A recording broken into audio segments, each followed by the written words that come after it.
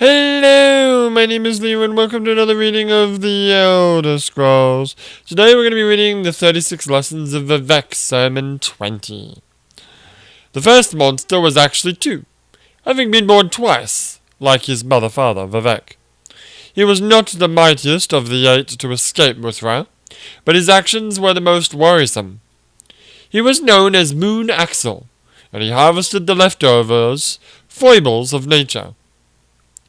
This he did twice, as was said, and the second harvest almost brought ruin or unwritten law. His aspect was faceted like a polyhedron. No perils are mentioned in the finding of Moon Axel, but it was known that he was immune to spears. So Vivec had to use the sword not held against him. Before he took issue with the monster, the warrior poet asked, "How come you to be immune to spears?" To which Moon Axel replied, Mine is a dual nature and protein. I am, in fact, made of many straight lines, though none last too long. In this way I have learned to ignore all true segments. Luckily the sword, not held, was curved, and therefore could cut into Moon Axel. And before the sun was up, he was bleeding from many wounds. Vivec did not slay him outright, for to do so would keep the foibles of nature within him, and not back where they belonged. Soon Vivec had traced geography right again, and Moon Axel was ready to be slain. Vivec rose up in his giant form, to be terrible to look upon. He reached into the west and pulled out a canyon, holding it like a horn.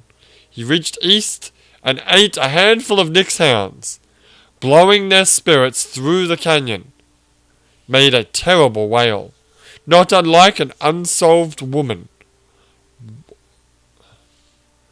What? An unsolved woman? What does that mean? Well, women are a puzzle. You gotta solve. Whatever. He said, "Let this overtake you." And Moon Axel was overtaken by the curvatures of stolen souls.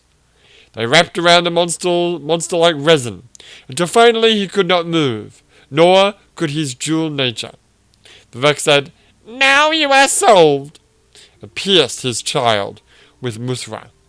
Moon Axel had been reduced to something static, and therefore shattered.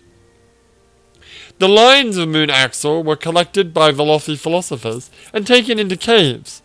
There and for a year, Vivec taught the philosophers how to turn the lines of his son into the spokes of mystery wheels. This was the birth of the first whirling school. Before there had only been the surface thought of fire.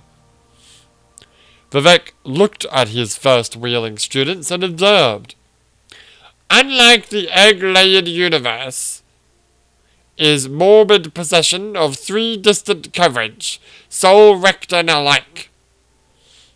Like my name is alive, in this cloister you have discovered one walking path, healed like a sword, but more coarsened,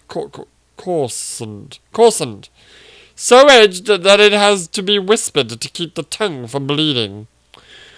Where its signs evacuate their former meanings, like empires that tarry too long. The sword is entanglement from statesmanship. Look on the estimable lines of my son, now crafted star-wise, this every limb, equiescent from the center. Is he solved because I will it so? There cannot be a second stage. Think on the theory that my existence promulgates the 5 elements, and alike the egg-layered universe. I am cause for great density. Here is a thought that can break the wagon's axle. Here is another that can soar. The ending of the words is Alzheimer. Oof, alright. So that was the thing. Moon Axle. There's no notes about Moon Axle. I got a feeling there's going to be no... Nope, there are no notes about anything. Well, that was the 36 lessons of Vivec Sermon 20. We'll do more readings in the future, but for now, my name is Leo, and I will see you next time.